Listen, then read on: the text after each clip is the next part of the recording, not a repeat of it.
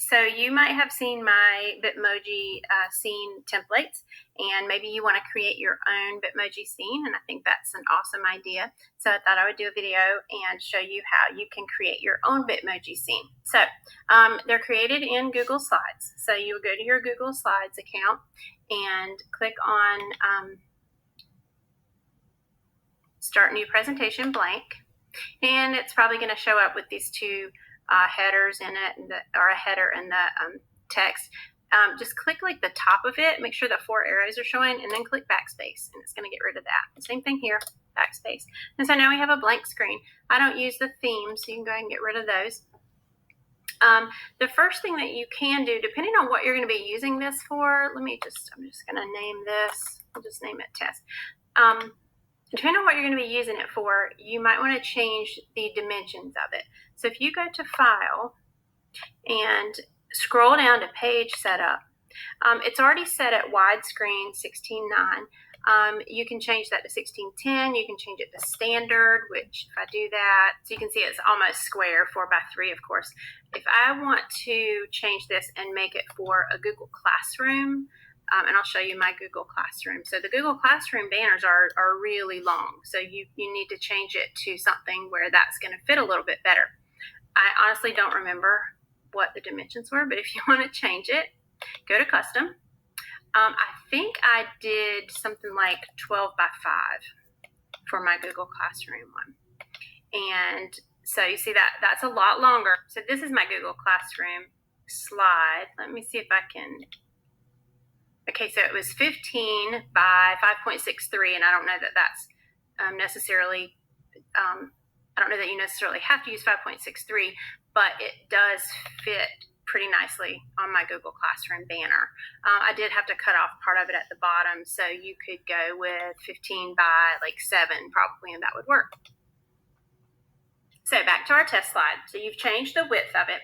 I had already found some pictures that I use that are on my computer, but I'm going to show you how to search for pictures as well. So let's start with the floor and the wall behind us. So, you know, all of the Bitmoji scenes that you see, they have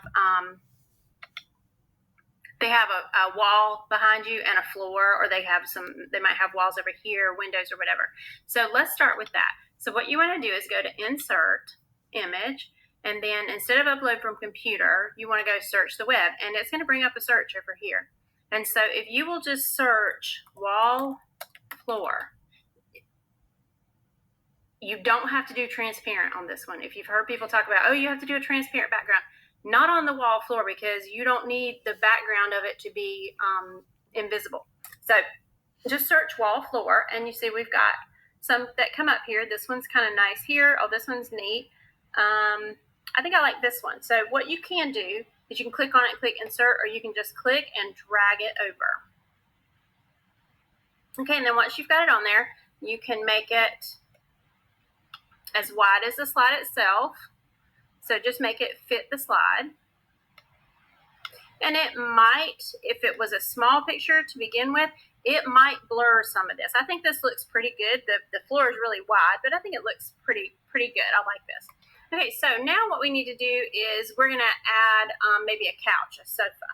And so go back over here and search sofa, but this time you want to search either PNG or transparent. A PNG is like a JPEG, but it has a transparent background. The background's been removed from it for you. So if you search sofa PNG, these are all kind of cartoonish, so I want to look for one that looks more real. Well, the problem here, even though this is in the PNG search, the background hasn't been taken out of it. So I'm not going to use that one. I'm going to click backspace because that one doesn't work. This one might work.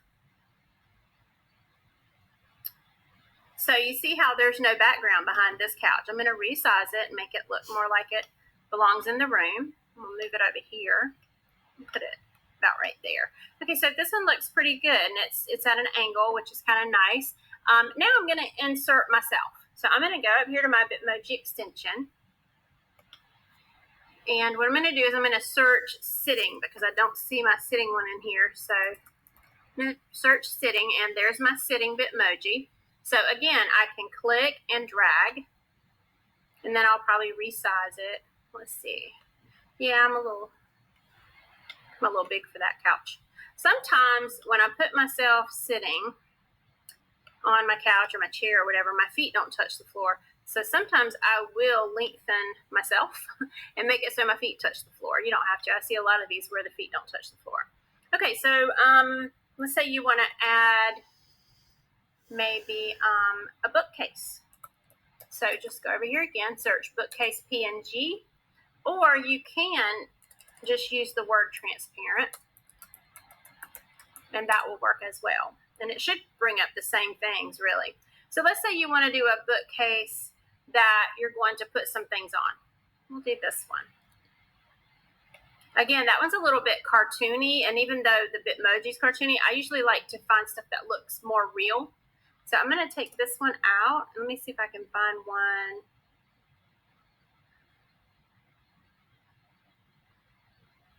So again, this one looks like it's more real, but the problem is it's not a PNG. It's not transparent.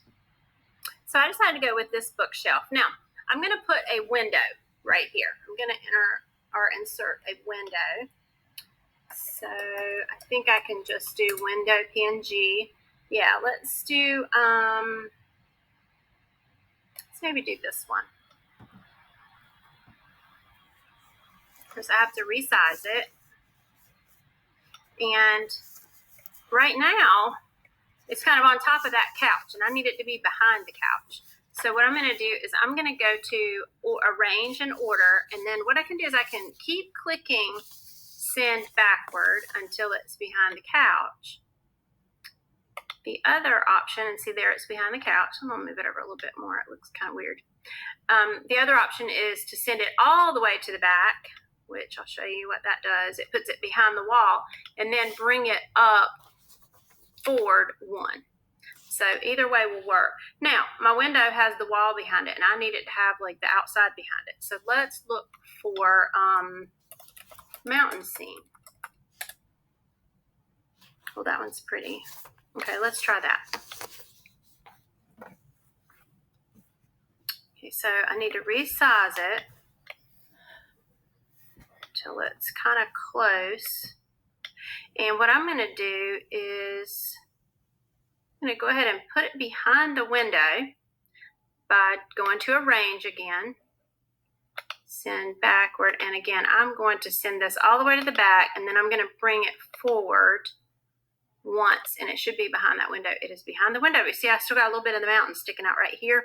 What you can do there is go to crop and then just pull that in like that so that it's behind the window frame, and there's my scene outside. So you can add your whiteboard. What you can do too, I'm going to add a little, I'm going to add a cat. And see, I didn't have to do the transparent with the mountain scene because that didn't matter. Let's do cat PNG. I like to add some of my cats sometimes. You need to look for one that definitely is a transparent background. This one is, I think. I've used him before. I'm going to put him at my feet. So you can add all kinds of things on these. If you want to make it look like your classroom,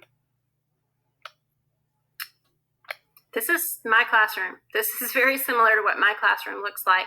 I have a bulletin board on the wall with pictures of my family, which I just took pictures of my family and made them small enough to fit on the bulletin board back here.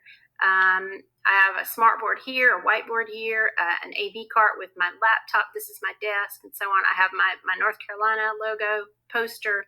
So this is what mine looks like. So you can add all these different things. Just be careful that like this clipboard right here, I wouldn't want it to be in front of this laptop. I need it to be behind the laptop, but on the wall. So just be careful with the arrange button that you get things where they need to be as far as being in front of each other or behind each other.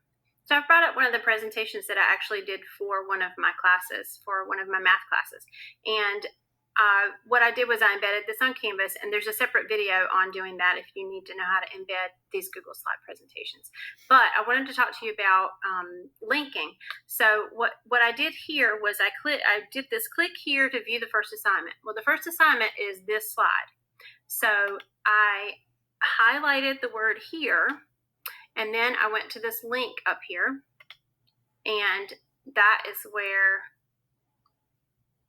So what I did was I linked it to the next slide. So then when the students clicked on the word here, it would go to the first assignment, which is here. I also did this Post-it note to link to the next slide, which was their next assignment. So when they click on this Post-it note right here, it will go to the third slide, which was their last assignment. Right here, though, I made this IXL logo go to the IXL website. So again, what I would do is I would go to the IXL website and pick whichever assignment they were going to be doing. So we'll just pick something here.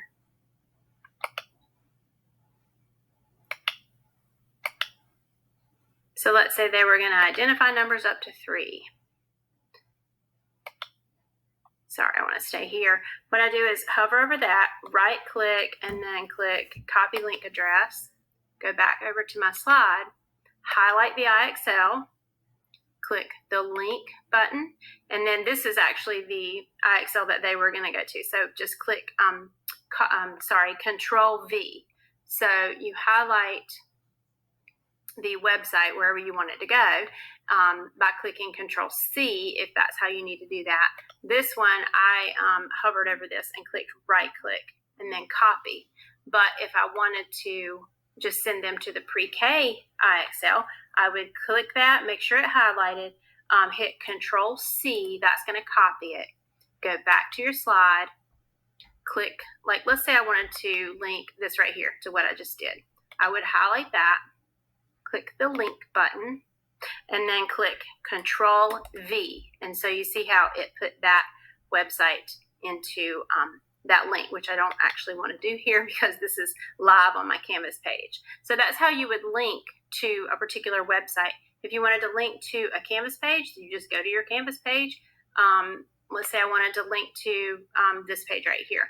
I would click this, make sure it highlighted, Control C, go back over here, click whatever it is that I want to link, that I want them to be able to click on and go to that page. Click link here, Control V, which again, I'm not going to do because this one's live. So this is a lot of fun to do, but it's also a way to make it a little more interesting for your students. I'm a high school teacher, so for me, it's not quite as interesting for my students. But if you're an elementary school student, you could put books on this bookshelf, and they could be able to click on each one of those books and go to a read aloud of that book. Or you could click on the window, and this could be like a virtual field trip if they clicked on this. If they clicked on this Bengal cat, they could learn more about this cat species or whatever. So there's a lot of there's so many possibilities with these Bitmoji scenes, and they're so fun. You don't even have to use the Bitmojis. You could just create a room that they could go to and then explore different things. What I would suggest, if you are wanting to, let's say, take them to, I don't know, just an information page or something that you can put on an additional slide, that's what I would suggest doing, is making another slide and making something clickable like this right here, and then just making it go to that next slide. That makes it a lot easier because it doesn't take them to a bunch of different tabs where they have to find their way back, especially for younger students. And then also when they're on this next slide, you might want to just create some sort of a shape or something to where they can find their way back to the home page. So just make this, home page, and make it clickable back to the first slide. And so that way they could always go back to the first slide to find the things that they need to click on. So I hope this helps. I have other videos on YouTube about creating Bitmoji scenes, using Bitmoji extensions, embedding Google Slides. Let me know if you have any questions, and thanks for watching.